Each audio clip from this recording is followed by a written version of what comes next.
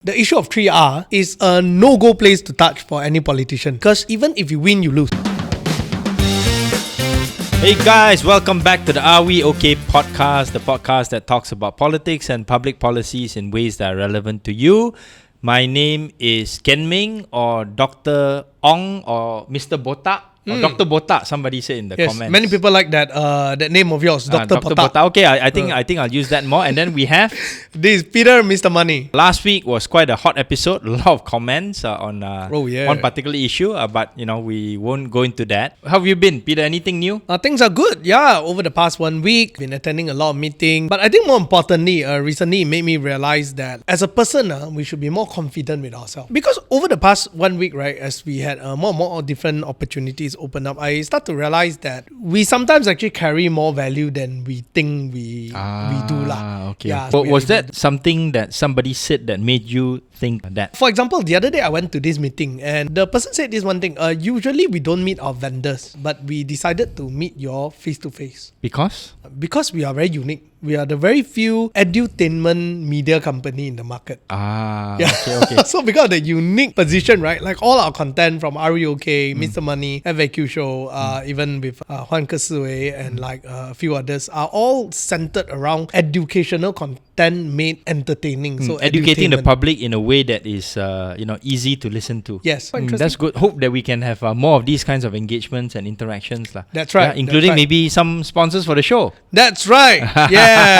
So come and contact us. Yeah, if you would like to speak about sponsorship, product placement and stuff like that. Yeah. For example, this panel at the back here. Brought to us by? Yeah, brought to us by Sleep. Actually, you talk about these kinds of engagements. Today, I had a very interesting engagement just before I came here. I was invited to the launch of a regional academy by a university from Singapore. It's called the Singapore University of Social Sciences. Mm-hmm. I think you probably haven't heard of it before, right? Mm-hmm. I think most people probably would have known about NUS, NTU. Yes. But this is one of the newest universities in Singapore. Wow. It was set up with the purpose of wanting to be a more practical and applied university and wanting to encourage and equip their students to be a positive impact for social good and social change. So it's a very interesting business idea in a sense that because they want to push their students out of Singapore to have different kinds of internship and industry engagements. They've set up satellite academies or regional academies in different cities in China, different parts of Southeast Asia, Bangkok, KL, and then they're going to open up in Manila as well as Jakarta. And they're doing it with a private sector entity that will be able to help them do industry engagement, student internships and things like that. So it was quite interesting, they call it the SUSS Academy or they call it a Success Academy, And I was invited as a guest of honor to share a few of my thoughts as somebody in academia now and also somebody with some experience in terms of how to make educational content more practical, so to speak. Yes, right? Yes. So that was quite an interesting engagement, I thought. That's good. Hey, by the way, do you know that one of the things that you predicted last round or you suggested last round in one of our earlier episodes actually came true? What issue was this? Which was about Orang Utan. Orang Utan, yes. I vaguely recall and I went back to look at the notes again. This was when I was, I think, overseas and we had a Zoom call. This was when Commodities Minister Johor Johari Ghani, he proposed that we should send our Orang Utans to some of these developed countries to to do orangutan diplomacy like what China did with the panda bear, right? And I remember I suggested that we should actually allow corporations actually to adopt orangutans instead of sending them all the way there. Yes. Right? Yeah. And you can watch this clip. We'll clip this out and then we'll come back after this. We can tag a few orangutans in the wild. I can give them some names. I can send a documentary crew to shoot them and follow them. Shoot them meaning on film, not with a snapper, right? And then these orangutans, with their names and all that, can be adopted by even some of the corporates here in Malaysia, and to link it to larger no deforestation goals, right? And this can be sort of like our public campaign to the world to say that we have good standards and that these orangutans are being protected. They are free to run around in the wild. We can track them using GPS, and then once in a while we can go back and send a film crew inside to go and check on their well-being and to take pictures and video footage of them. And that may be maybe a better way to try to educate the masses, especially consumers in the West. Yeah, that would be a very, very good idea. It's kind of like World Vision like that, right? Like you help a child and then getting the progress report. I think that would work. So it's good actually that these kinds of topics get discussed, and instead of just maybe dismissing them, we should find ways of refining them. And maybe I'll release a press statement on this, and or send my ideas to the minister or the deputy to see whether we can find something a little bit more concrete, and even reach out to some of the plantation companies, whether it's IOI, KLK, Sime Darby, or now SD Guthrie, to float this idea and to see how whether there's any traction or not. That's right. Yeah, so that was a suggestion that was. I'm not sure whether the minister heard it, but I'm sure that there would have been other people who would have told him that a better way to do this would be to do the adoption model. Right. So whether or not this idea came from our episode, we are happy that it happened, right? And it was recently announced. Yeah, and we believe that is a more economical and more impactful way. and probably more friendly and more compassionate to the Orang Utans as well. I'm not sure whether they will be able to have a very pleasant experience living in France, for example, or Western Europe, or some of the colder I'm not sure if they can tahan the winter lah. Yeah. So anyways, that's I think a good thing, which shows that the kind of public policy discourse and ideas that we have in this show can be part and parcel of the larger public policy discussion ecosystem in Malaysia. That's right. With that, let's go on to the first topic for today, which is somebody who's in a hot seat.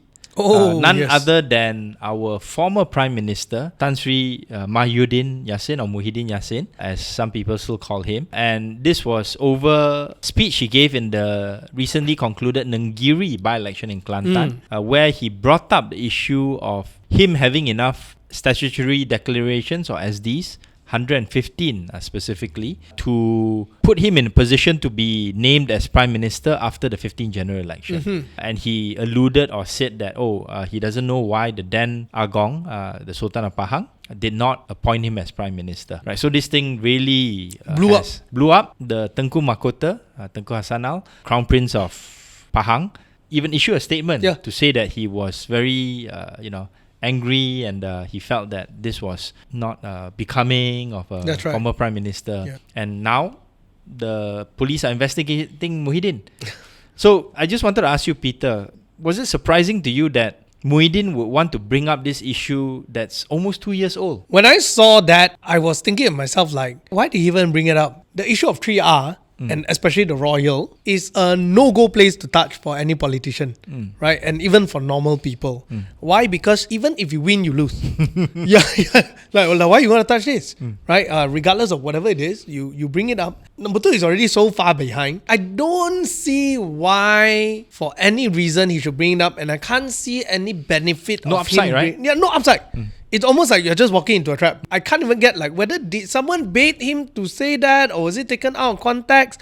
But again, because now it's so hoo-ha, right? I just can't make sense of it lah. Yeah, it's not like he's gonna get any support from anyone for that statement. Before I speculate as to why he brought this issue up, let's look at some of the political impact. What is, I think, important to note is there are no Bersatu leaders who have come out to really strongly defend Tan Sri Muhyiddin. His former private secretary, Datuk Dr. Mazuki, did try to explain the context of this in his Facebook postings, but I don't really see people like Hamza or Azmin Ali coming out to defend Muhyiddin. So that's one thing to note. Second thing to note is that the past leadership, led by Tuan Ibrahim Tuan Man, who is an MP from the state of Pahang, has come out to say that he supports Muhyiddin to be investigated fairly. Right? We're not sure what fairly means, but it also shows that PAS themselves are trying to distance themselves from that message that Muhyiddin was sending. And, this definitely has implications for Muhyiddin within Bersatu, and also in the larger context of PN, and I'll explain why. Within the context of Bersatu, they are going to have a party elections in October. And if you recall, sometime last year during their sort of annual general meeting, Muhyiddin said he wanted to step back. He contemplated stepping back. And then what happened after that was he changed his mind. he said, "Oh, my wife wants me to continue." And that's why I'm going to continue as president. That's why, man, your wife very powerful. Remember that.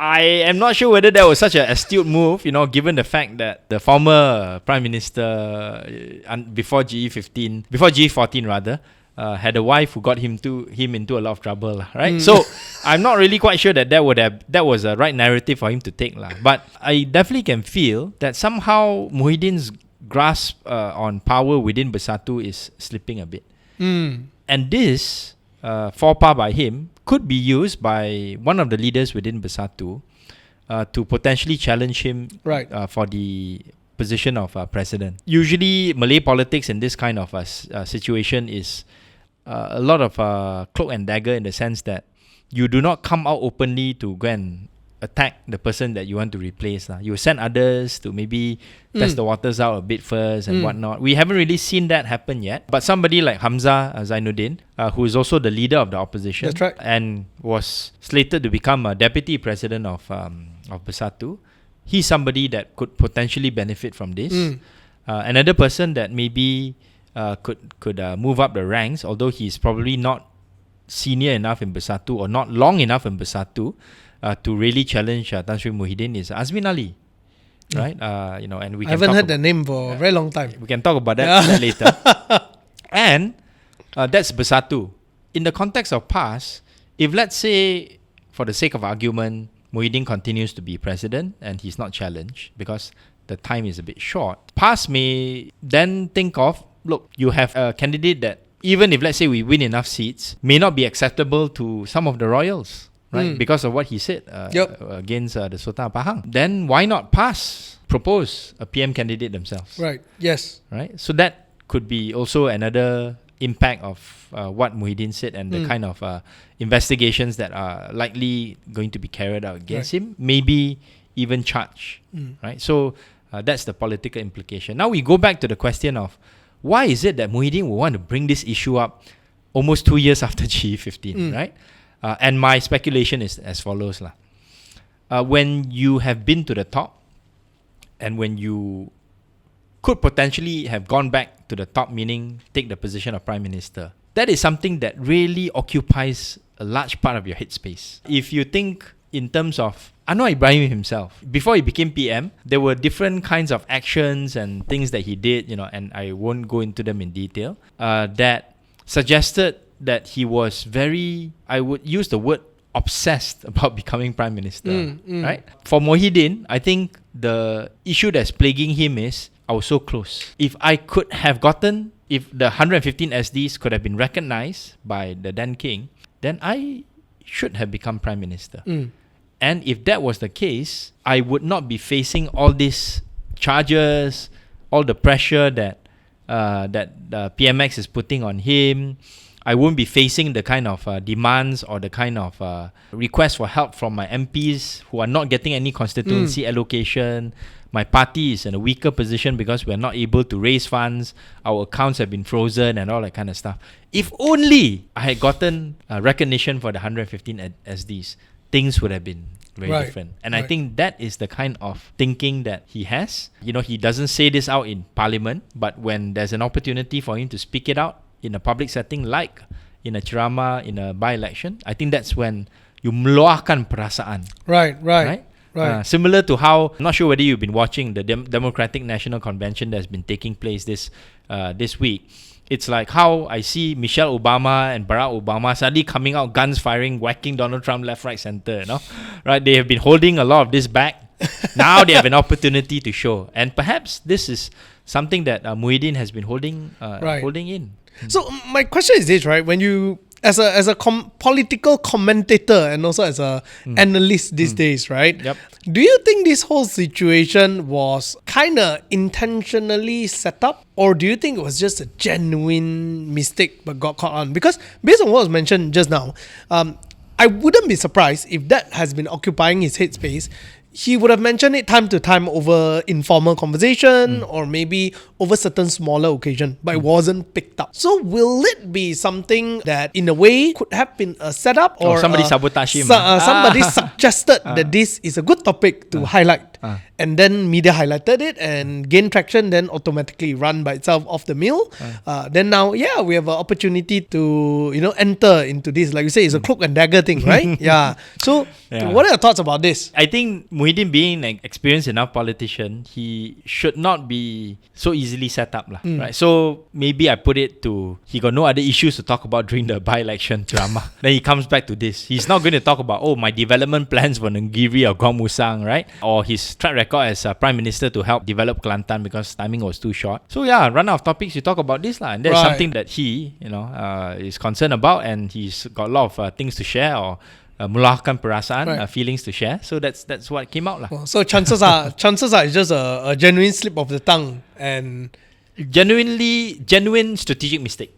But I like to maybe conclude this session by drawing you guys behind the curtain. The fact of the matter is that Muhyiddin is still obsessed with this, which means that he hasn't given enough focus on trying to build the party. That's right. Trying to strengthen the party from an organizational standpoint, trying to give a more strategic direction in terms of what the MP should do in the day one and outside day one. Even trying to maybe think about how he wants to pass on the reins of leadership to the next person, right? Because you can say that, look, you've had your shot at becoming PM. Do you really want to have a Mahathir 2.0, right? To become PM again, right? So he was thinking more strategically and planning better for his party. He would try to see how he can pass on the reins of power, right? So, you have two candidates that I think are in a good position to lead Bersatu moving forward. One is Hamzah Zainuddin, the current Secretary General, and then Azmin Ali, who's a former Menteri Besar of Selangor, as well as a senior minister under Muhyiddin's cabinet. What do you think, about these two candidates, especially Azmin, since he's more high profile? My personal thought is that when I look at this current situation, right, as we were talking about it, is that there don't seem to be a very strong leadership team in Bersatu. Now, why I use the word team, not individual? Because I think they are, if we talk about like a football club, right, they seem to be in a club where there are a few superstars, but there's no strong team. So everyone is a striker. There's no defender, there's no goalie, no strong player. It's not like German team, like they may not be someone that stand out, but no solid as a team. It seems like Bersatu, at least on the outside from what I've seen, they don't have the very strong machinery. They don't have that very strong team player there. Now, there's two players there that, can replace instead of Muhyiddin, like Azmin Ali and Hamzah. I think personally, if you ask me, Hamzah has a higher chance, simply because of the image, and everything else. And Azmin Ali, on the other hand, does need to get through quite a few hurdles because of his past history. And I think in the Malay culture, very simple, right? Or don't say Malay culture, actually, in anyone's eye. The fact that you've jumped before, the trust level to build up is going to be tough. Because if you can bite the hand that feeds you, what makes you think are there to feed you the next round, right? So now the best role that you can play is likely going to be a supporting role rather than a leading role, right? So that will generally be the impression that's going to be very hard for him to get past. Now, Hamzah on the other hand stands a better chance. But without it being a big party, it being a small party, it seems like everyone has their own factions that they are supporting. And Dala already so small. I would say Bersatu is not that small. It has, more MPs now than it did in G14. And that time, they did hold the position of Prime Minister. They have also a lot of aduns. Although they are smaller compared to, let's say, PAS. But I think, they are a national party. I think maybe just a final thought on this. I would say that they are under a lot of pressure now. If let's say the constituency funding doesn't continue, it will be a tough 3 years for them in the next 3 years. Because remember, the Bersatu MPs and aduns, after they were formed, in 2018 they became government. After Sheraton moved, they were still in government. After Ismail Sabri, after Muhyiddin lost his PMship, they were still in government. So throughout, from 2018 until 2022, they had access to government resources. This is the first time that they are facing a prolonged drought in terms of lack of access to government resources at the state, at the federal level, especially outside the 4 states that Kelantan controls. It's not easy for them to survive. It's not like DAP and PAS, where DAP, we have a long history of being in opposition. We know how to do things. And going back to your team kind of concept, right? Yeah, DAP had that one, right? You know who are the strikers. It was very clear. Some defenders, some rebel rousers, right? And then you work together as a team.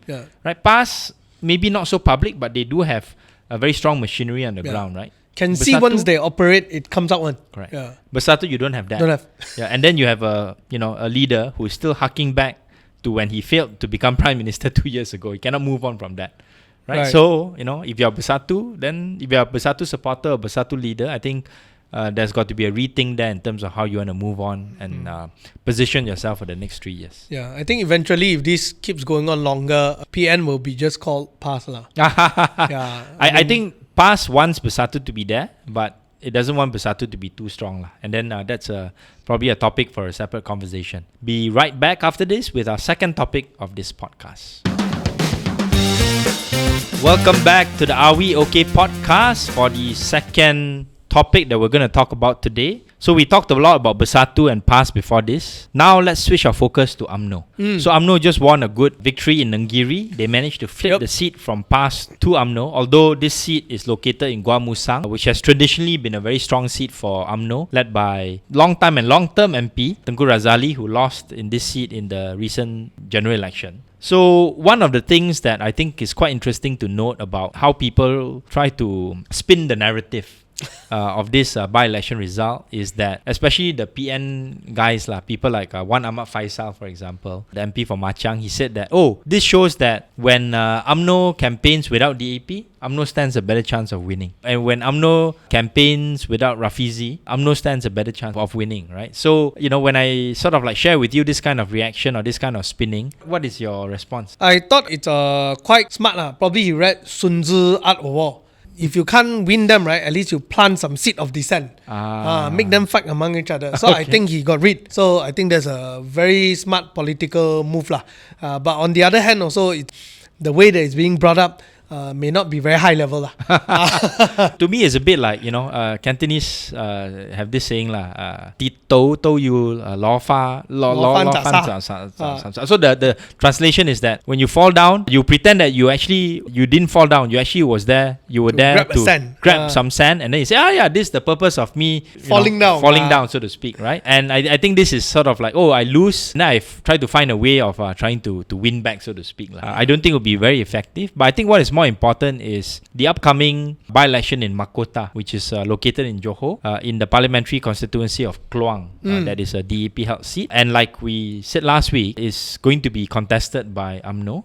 Yep. So in a seat that has almost 40% non-Malay voters, right? It is definitely a seat where UMNO would ask DAP and also PKR to help out. I'm not sure whether they would necessarily ask for Rafizi to come very often. I'm not sure Rafizi would maybe go there that often as well. But definitely, given the fact that the parliamentary seat is held by DAP, DAP would be asked to mobilize some of the machinery to help UMNO in the seat of Makota. That's right. In fact, I think it's actually probably a very good chance for DAP to show the openness to actually work with UMNO, so that to quell the more extreme opinions that are still existing and say that there is this openness to actually really work together and we are one as a unity government like that. So I'm actually kind of looking forward to this particular by-election. Given the fact that, Muhyiddin is now wounded, Johor is his home state. He's an MP for parliamentary seat in Johor, Pago. So I expect UMNO to do well. I expect DAP, PH to be able to throw their support behind UMNO to win more of the non-Malay vote for UMNO. And I think they will have a relatively comfortable victory. If let's say this happens as I'm predicting now, then the narrative within UMNO to work with PH, including the DAP, would be stronger in the sense that they are able to win some of these mixed seats with the help of the DAP. And then in some of the seats where they are more traditionally stronger, with larger percentage of Malay voters, like the ones in Nenggiri and other parts of the Malay heartland, they would be able to at least hold their own. That's right. So do you think it's good time as well for other parties to actually to be able to go down onto the ground, like for example DAP, and even PKR, to be able to also go to the grassroots and build a relationship with the people in a more closeness level rather than just operating on your own or anything like that? So I think the important connections to be made is how the PH organs, the PH party, can find some comfort level to work with UMNO, mostly UMNO lah, maybe some MCA in Johor, but mostly UMNO, and work with their grassroots to be able to strengthen trust, build relationship, and to be able to prepare the ground for the next general election if there's going to be discontinued cooperation. Right. So I think that would be one of the key things to look out for.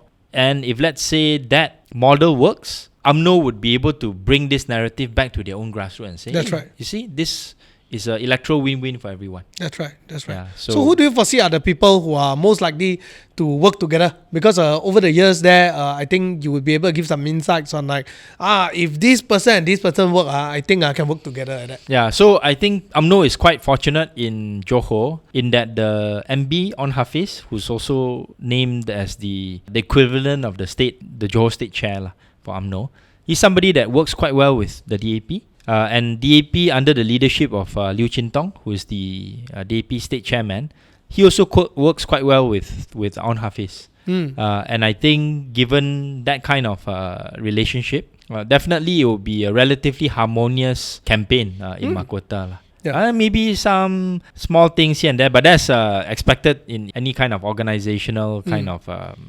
interactions between two former enemies lah, now trying to work together. Seems like YB Liu Chintong is a very good candidate to work with the UMNO side one. He's a boss also UMNO.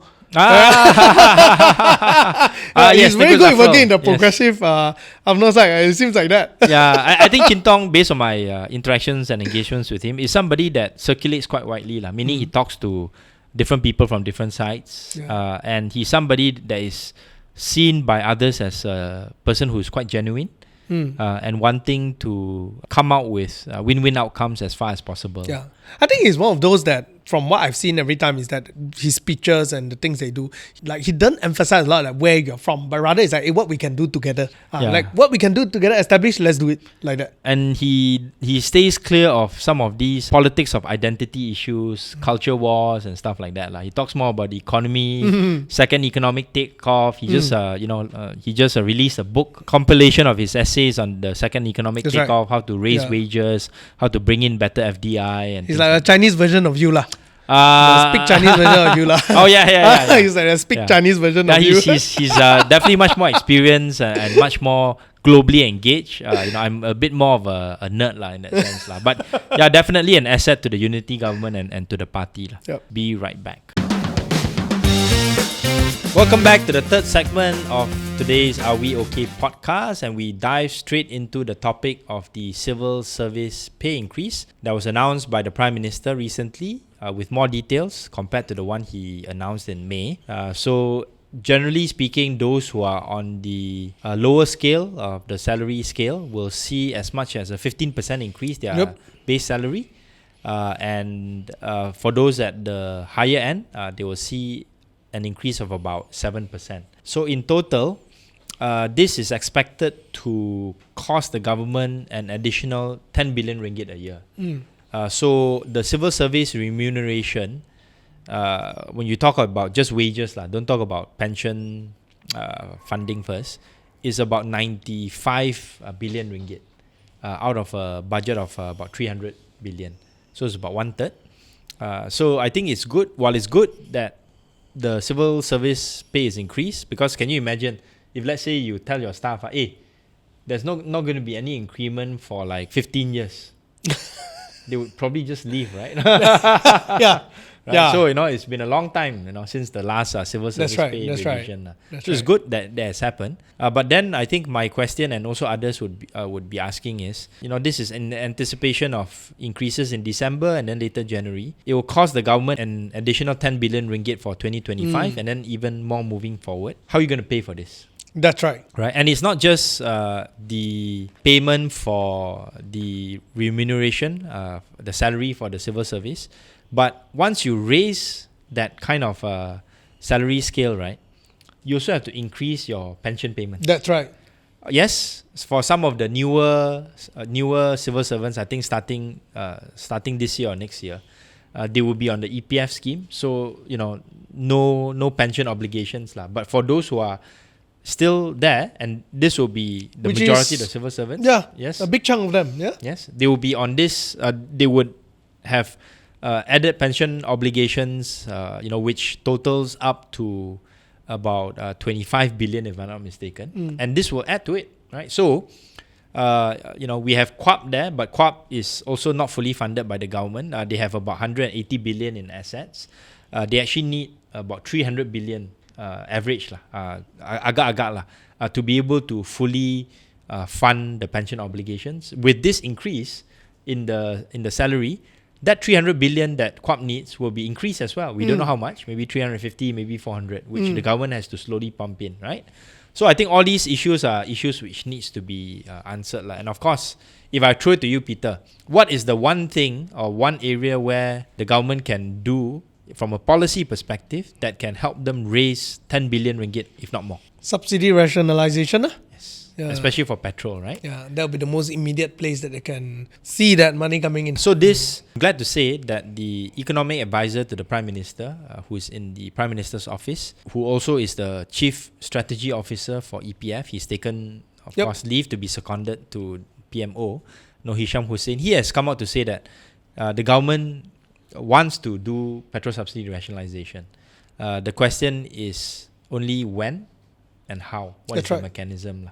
Right, so that there is that kind of willpower there, and my hope is that they will be able to do it somewhere in the fourth quarter of this year. And I will say why lah. Of course, September is very soon. I don't think the government is ready to do a surprise like what Rafizi said.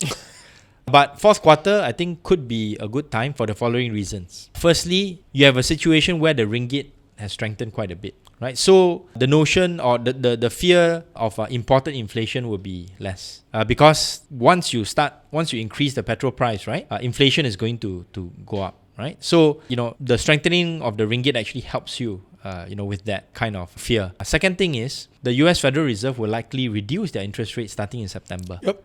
Right, so that will also give us some leeway, not just have a better performing ringgit, but also puts less pressure on Bank Negara to have to raise interest rates if, let's say, there are inflationary pressures. And in fact, if let's say the conditions are good enough, Bank Negara may even feel that as other countries in Southeast Asia reduce their interest rate, they will be in a position to reduce the interest rates.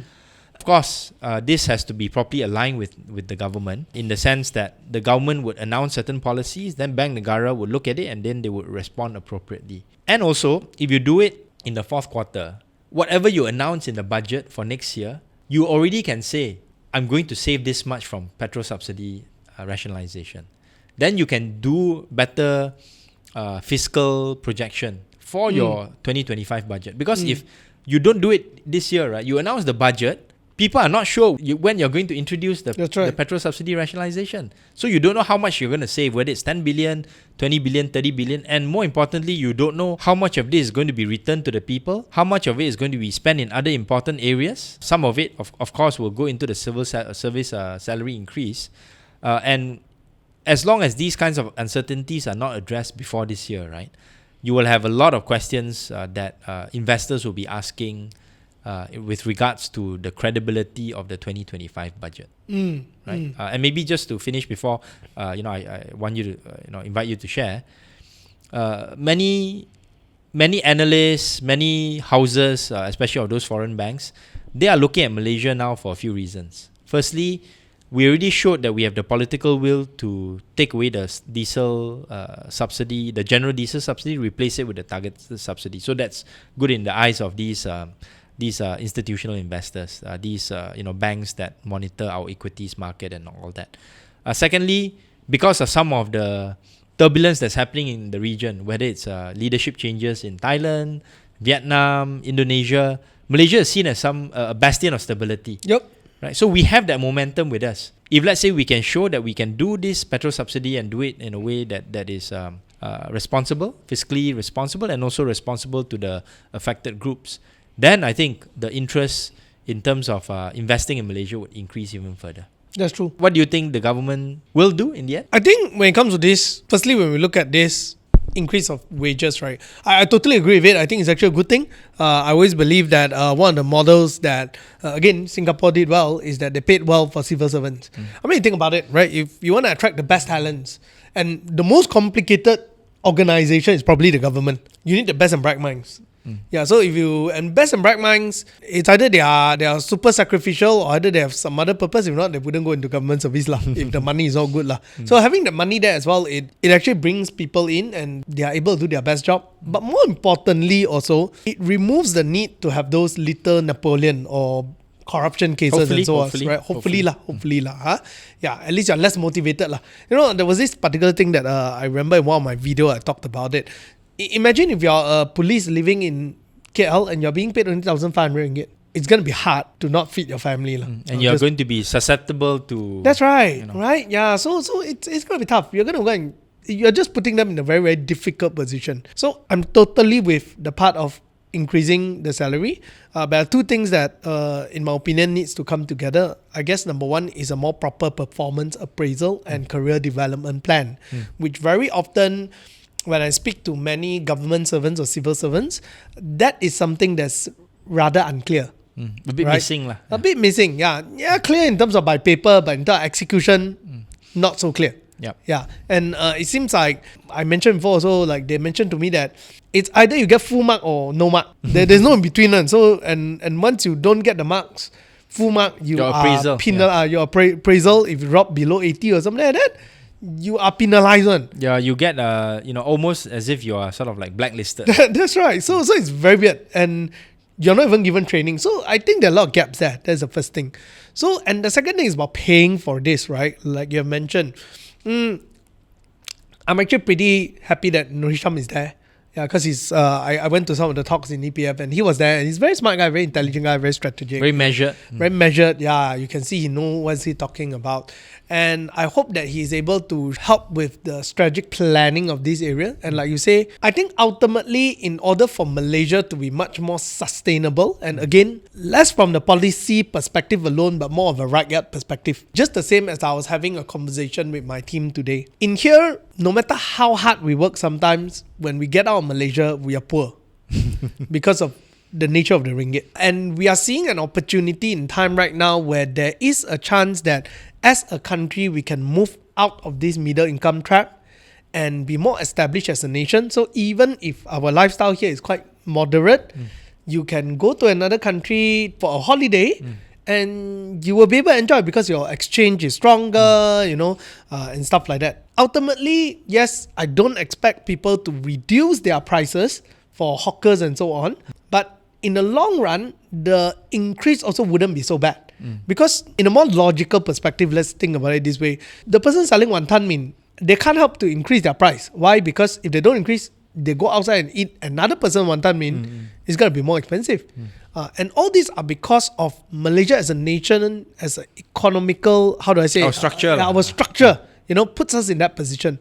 So like what you said earlier, right? If we are able to follow through with this, showing more determination, and with all the other initiatives, even like Amazon Web Services has already recently declared that they'll be putting investing another money, 20 over billion, over a span of time. Over a span of time, If all this come to realization in the next 5 years, hopefully by the next election, we will kind of see the beginning of the results already, right? And it will translate into better life for people and businesses lah. Yeah, and if let's say this can be done in a coordinated fashion with perhaps increase in the minimum wage. We'll talk about the impact of the progressive wage subsidy later on. And if let's say people feel that their incomes are increasing, even if let's say prices are increasing, they feel that at least my purchasing power is getting better, my disposable income is actually increasing, and hopefully this can happen in the next couple of years so that this government, rightly so, can reap the rewards and use this as one of their, appeals to campaign during the next general election. That's right. Yep. Yeah. So we'll wait to see. The year is coming to an end now. It's almost Merdeka, August. Budget speech is sometime in October. So the clock is ticking, and hopefully we can see some positive signs of this in the fourth quarter of this year. Be right back. Hey guys, for the final segment of this episode on the Are We OK podcast, we're going to talk about two things. The first thing is the response towards Malaysia's initiative to fly 40 plus Palestinians who are injured from Egypt to Malaysia and some of their family members And then the second thing we're going to talk about is the announcement that there's going to be the possibility of a Korean culture town in Forest City in Johor. So on the first topic first, this was, I think, a good humanitarian move by the Malaysian government. Do a very kind of practical way of helping Palestinians who have suffered as a result of the atrocities in Gaza by the Israeli government. And to fly some of them who require medical attention, urgent medical attention, to come to Malaysia and also with their family members. But I think what people have seen, and I'm not really surprised by this, is many netizens, many people on social media, probably I think more among the non-Malays, have said that, hey, why are you spending so much money and taking care of the Palestinians in ways that are even better than how you treat Malaysians? So when you read this kind of responses and statements, and I'm sure we'll find some of them in our podcast later on as we add this episode. What is your thinking about this? My personal thought is that it goes in line with the brand that Malaysia is putting out there, which is we are in support of Palestinians, right? And doing that shows the next measure that we can do for them. And for me, 40 people is not a lot of people. A bit more, maybe about 100, including their families. Yeah, but again, it's not like, few thousand. Yes, we're not talking about we're not talking about Vietnam refugee that's right. Like we are not right? talking about that, open up a gate, everyone coming in, right? And we are talking about critical patients, people who need treatment, and I think it's actually a good thing. But again, this backs the other part of the question is that when we were discussing earlier is, great, let's treat them, let's do what we can to be generous and to be in support, right, of the cause, right? But at the same time, how can we make sure that after the treatment and the recover, we can further help them, right?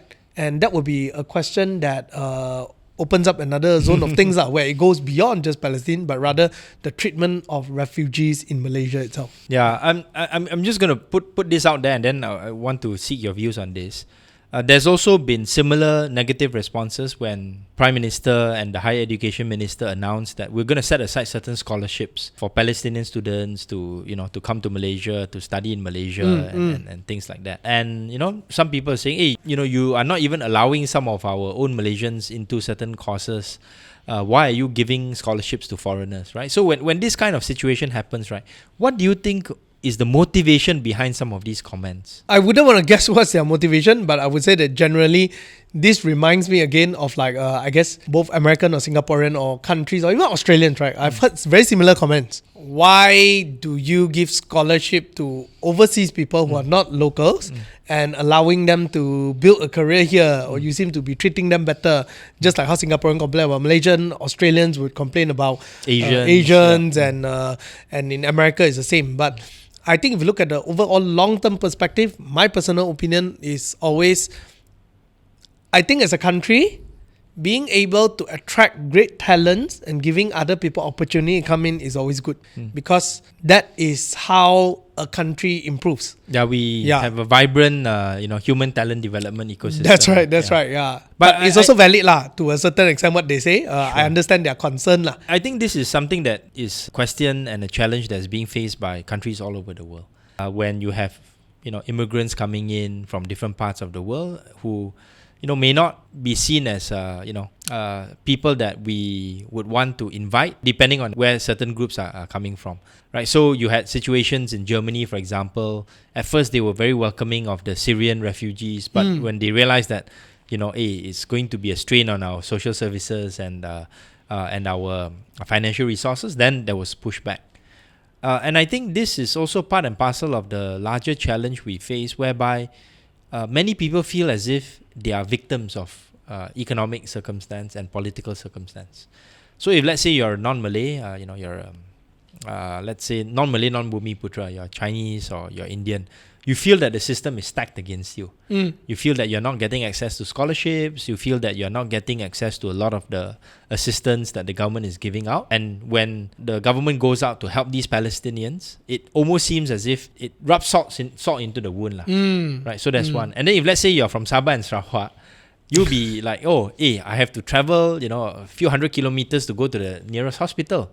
Right, and you are flying these guys back from Egypt to give them medical treatment. Right? Why don't you improve the healthcare services in our in Sabah and Sarawak first, right? So that there will be another group of people who think that way. And then let's say among the Malay community, they would be like, hey, we are the largest community here, but yet we see the Chinese and the Indians doing much better than us, economically speaking, So, and what's wrong with helping these Palestinians? So everyone has their own point of view from being a victim of the political and economic structure of Malaysia. And I think to really move the needle in terms of changing that, we need to see what we can do to address some of these underlying concerns and explain it. Like the way you say, we are not inviting thousands of them to come. It's just or tens of thousands. It's just 100 of them, and then also to change Malaysia's mindset towards the refugee community, because these Palestinians, like it or not, they are refugees. That's right. And I think if we really think longer term on this, after they receive medical treatment, what are we going to do? Yeah. Are we going to send them back to Egypt? Probably not, right? Their families are here. Some of them may feel that Malaysia would be a good place for them to at least find their footing. And for that, they need to find work opportunities. That's right. For their kids, they need to find educational opportunities, which currently is not possible for refugee communities. So if, let's say, we want to change that narrative, we have to start treating our refugees well and having certain policies that can move us towards giving the right, at least in the short term, for refugees to seek legal employment. That's right. Yeah. So here's the one part that I feel that I'm okay bringing refugees, because to a certain extent, right, if we have always been complaining about the lack of low-skilled worker in Malaysia. I'm not saying that they are low-skilled. Actually, some of these refugees are actually super smart and they have degree. It's just that their country is having a problem, right? Yeah. No, but... And we are also having problem with mid and high-skilled workers. Correct, that's right, yeah. So why not, if they're already here, give them the opportunity to work? Okay, we talk about the lower skill one. Every time I go to Mamak, I ask their staff where they come from. They were brought in from India. And it's not like they're refugees, it's not like their country is having a war. They're just brought in because they want to make more money. Now, then you have a flat that's next to it who has 50 people sitting there and they can't find jobs. And literally, I've seen them begging for jobs to work quietly. And because there's no policy surrounding it, they very often get abused. Yes. Yeah.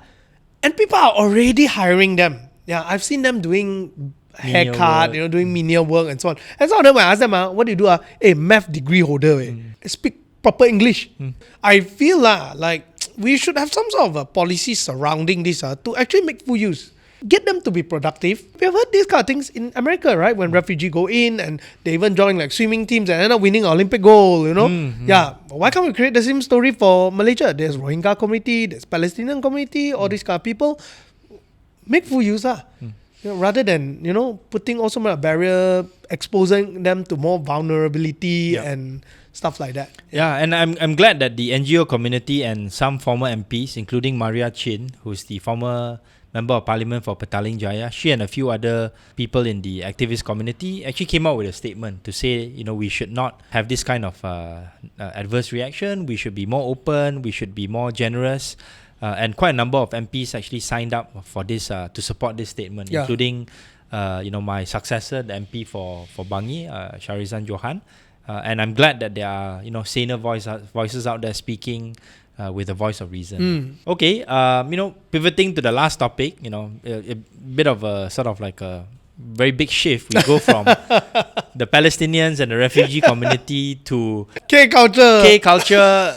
Trying to revive this thing called Forest City or Pulau Satu, in other parlance. So this was announced in the news recently. A Korean company by the name of I think GG56 or something like that, part of a conglomerate, says they've signed an agreement, an MOU, with Country Garden Pacific, that is the main owners of Forest City, to put in a sort of like a K-town or a Korean culture town in Forest City.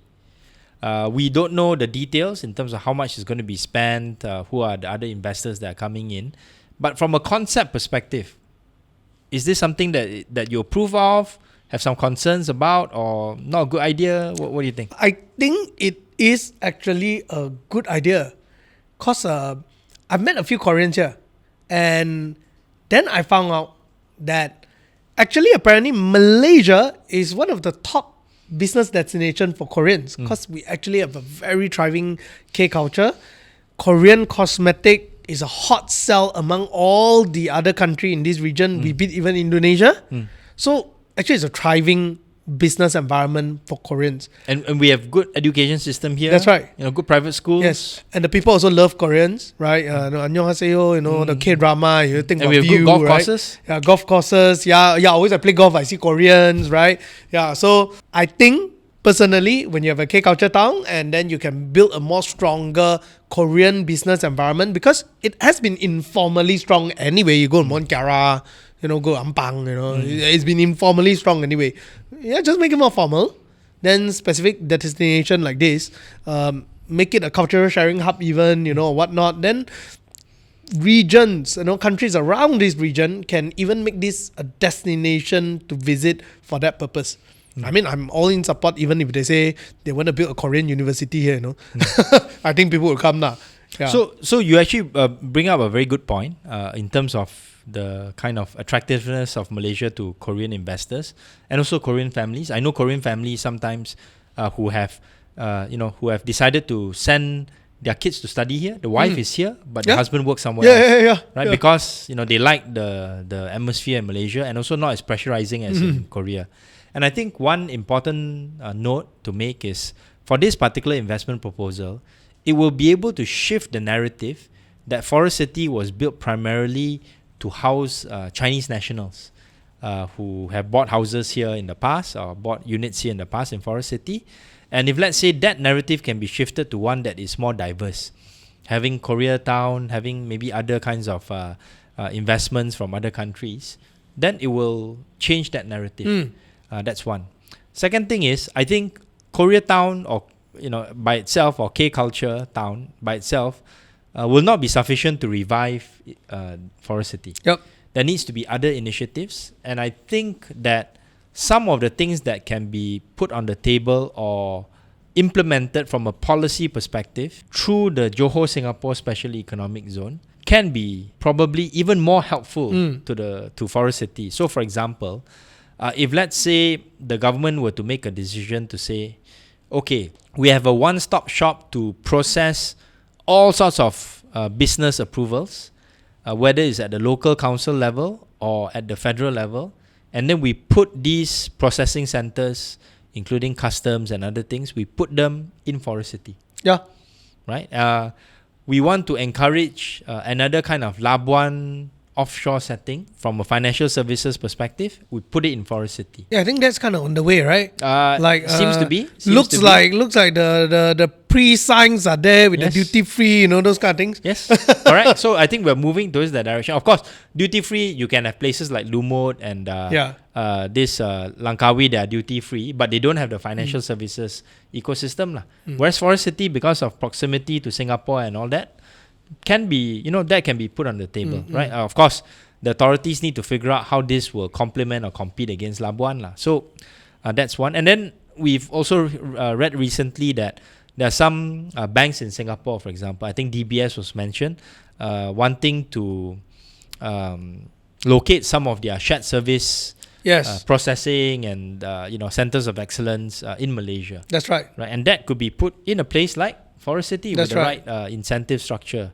So, those kinds of things are important to bring back foot traffic into Forest City or to bring foot traffic into Forest City, because right now that is the major problem that they have. And once you have that momentum going, you can put in more things, you can put in sort of like your MICE, your international exhibitions and conventions there, and then start to have that momentum and to grow Forest City into a place where people from different countries can go and enjoy. Malaysians can go there to do different kinds of business and other cultural activities. And it will be good for the Southern Johor economy. That's right. Yep. So my personal question and some observation here that I want to ask you as well. First, my observation is that this GG56 is actually founded by Han Seong-soo, which was a former prime minister of the Republic of Korea. So it's quite a powerful person. Well, at least very well connected, So in that sense, is there any significance that is not any other company, but this particular company? That's for one, right?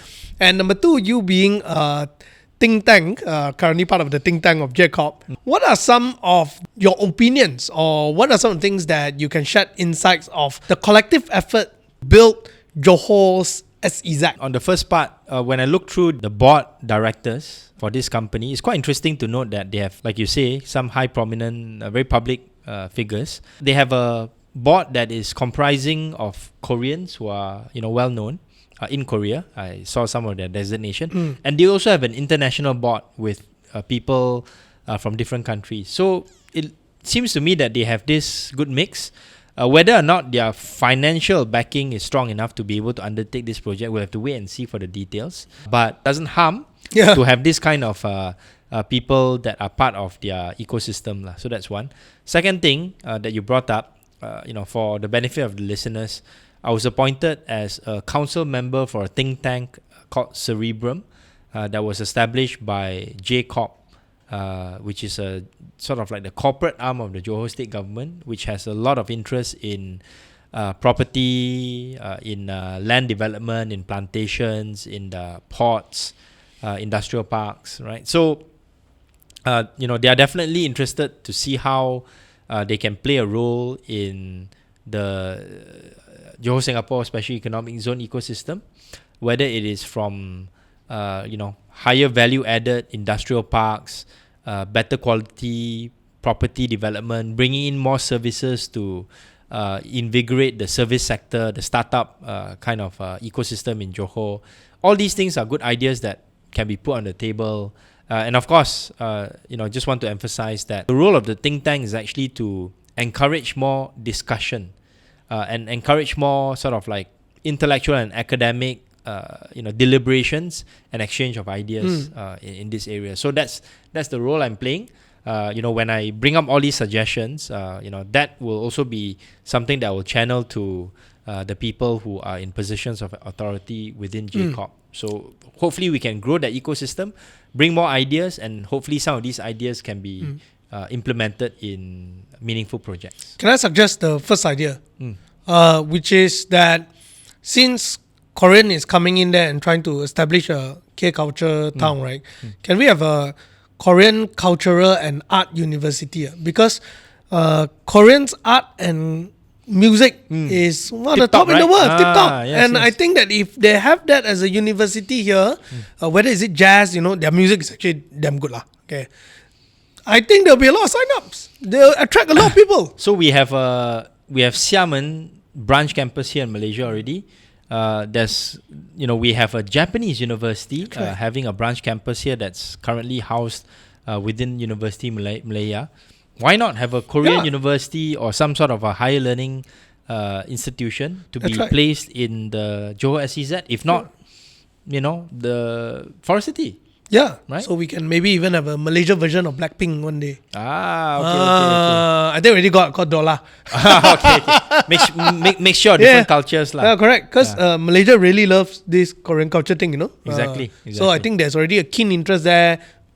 I think it's gonna jive quite well. And remember, you did mention about one thing as well, which is the testing for self-driving cars and everything. Yeah. If I'm not wrong, Hyundai and Samsung, they all does have quite a lot of projects in this area. And those are some of the industry that can be brought into Johor and work out, right? So let's get onto the Korean train. Of course, if let's say other investors want to come, from Japan, from Singapore, from other parts of Asia, Europe, the US, that would be, more than welcome in Malaysia, in Forest City, in southern Johor. And I'm sure we'll be talking a lot more about this, especially when more details of the Johor Singapore Special Economic Zone are released publicly. So thanks once again for listening and supporting to Are We Okay? We're almost up to 23,000 subscribers already. Yep. So the momentum is there, slow and steady. And I think, when I go out, I do meet a lot of people from different age groups, that tells me, hey, I enjoy your podcast, keep up the good work, the comments as well. So thanks so much for your support. Thank you very much. Do like and subscribe and share it with your friends. If you want us to invite any guest that you think is good for us to talk to, maybe you can leave it down there in the comment as well, so we can see whether we can work out something. Yeah, and for Kyrie and Sharil, we'll have a separate session, maybe not so soon, later down the road when there's more interesting things to talk about. I'm sure, we'll have a session that involves them. All right. Thank you. We'll see you next week.